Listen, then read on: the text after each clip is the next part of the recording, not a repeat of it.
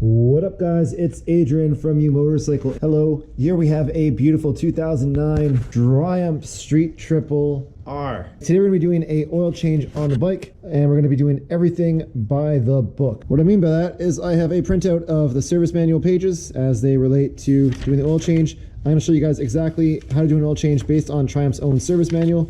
A lot of you guys give me a hard time for following the service manual and doing silly things like that and using torque wrenches. But I don't really care. You do it your way, I'm gonna do it my way, and my way is Triumph's way. Now, before we get started, there's a couple things I want you guys to note that are kind of peculiar on this bike. Up top right here, this is your oil filler. So if you take it off, you're gonna see that there is no dipstick in here. It's just for filling the oil in. Down here is where your actual dipstick is. That's what you're gonna pull out, wipe it clean, etc. But actually the proper technique, according to the Triumph manual, is not to just check it. First of all, you have to have it up, but they actually want you to run the bike for 5 minutes, let it sit for 3 minutes, and then pull a dipstick out, wipe it, put it back in, take it out again, and that's how you see where your oil level is. Seems kind of long, but I'm showing you guys how to do this quote unquote by the book, so that's how we're going to do it. Alright, that was long enough. Bike's been off for 3 minutes. We're going to wipe this clean. That red tells us that they've been using full synthetic in here before. The manual says you can actually use full or semi-synthetic oil, whatever you prefer. Anyway, that's back in all the way, and we unscrew it again. We take it out. To me, it looks like it may be a little bit overfilled. It looks like it's all the way up there, but that should be your min, and up here should be your max. So, all right, well, we'll put that back in there for now. I'm just gonna leave it kind of loose. So I just checked the service manual. It told me something cool. The manual told me that the bike actually needs to be on the side stand and not in the upright position for all of the oil to drain out completely. The bike only goes upright when you want to check the oil level, but to drain, it has to be on the side stand. So first thing we're gonna do is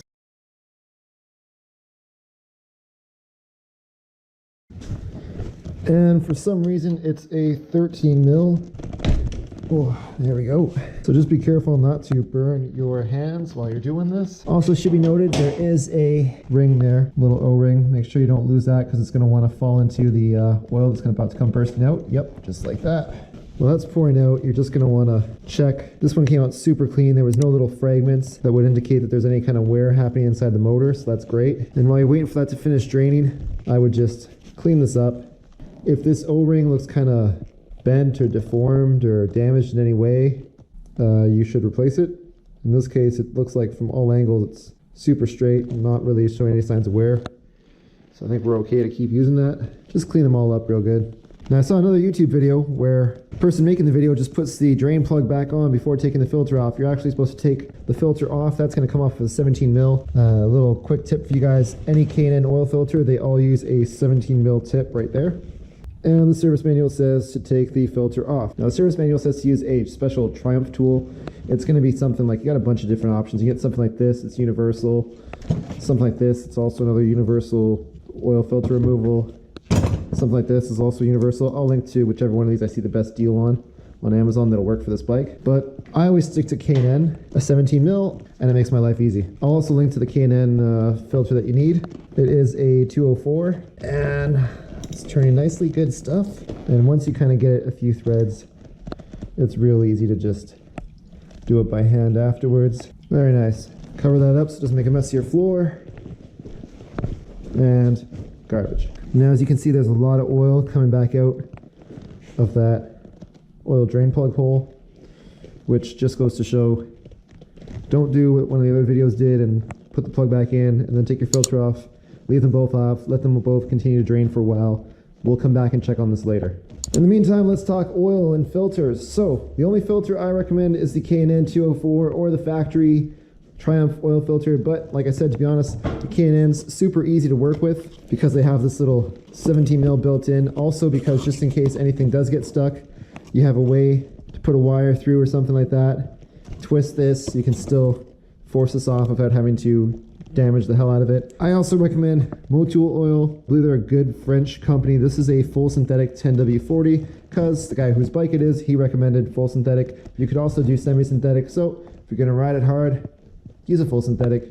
If you're just gonna be bumming around, not going hooliganish, you can get away with a semi-synthetic. The next step while you're waiting for this to finish draining is take this cap off, grab your new oil filter, take that crap off. You're gonna dip your finger into the new oil and you're gonna lubricate the hell out of this O-ring right here. So if a finger dipped in clean oil, we're just gonna lubricate all around here. Grab some more clean oil. I just try and do the inside of the ring and the outside of the ring just to make sure it's really wet all around. And then I'm gonna hand tighten it on here just a tiny bit, because when we actually want to tighten this up, we're gonna use a torque wrench. For those that don't know, a torque wrench is a wrench that's basically, it allows you to only tighten something so tight, and you determine how tight that is. Now I love torque wrenches because they allow me to avoid under tightening things, which would create an oil leak, as well as they stop me from over tightening things, which could damage the engine casing. Now this is a tiny bit of a more expensive oil wrench, but honestly, you can get some for like 20 bucks or less. Those ones, they only promise about 4% accuracy, give or take, but for what we're doing, 4% plus or minus is not going to be a huge difference maker, so you should be okay. And basically, you're going to hear a click when we get to how tight it needs to be.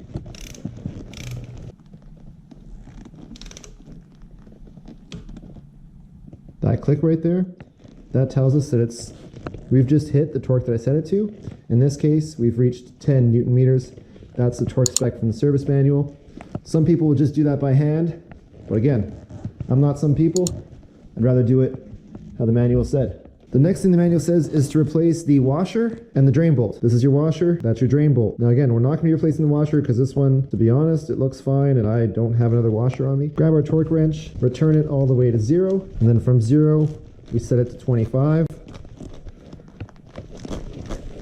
Somewhere just about there. Grab our 14 mil bit, clean this up one last time, and I'll start just by hand screwing it, just the first few threads. All right, that click tells us that we're there. No more tightening needed. And then always reset your torque wrench back to 0. It helps to keep it calibrated. And whatever you do, don't start your motorcycle now, because we still got to put some oil in there. Now, since I have the option of straightening the bike up, I think now is a good time to do that, because we're going to check the oil level later anyway. All right.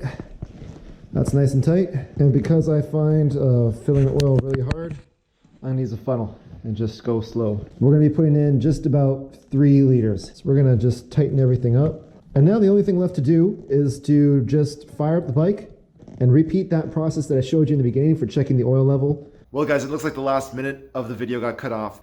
Make sure that the oil level is just right. If it's too high, open up the drain plug, take some oil out. If it's too low, open up the filler cap and put some oil back in. I hope you guys found this video helpful. This is all I do for a living full time now, is try and make content aimed at helping motorcyclists. If you guys would like to support me, all I ask for is no money. Just hit that like button, hit the subscribe button for the channel, help me grow the channel, help this video get more views. I would really appreciate that. My name is Adrian from YouMotorcycle.com. I hope I made you guys the best oil change video on the Street Triple that I could. But if you do have any questions, please leave them down in the comment section down below and I will answer any questions that come in. Thank you guys so much for watching. Ride safe. Peace.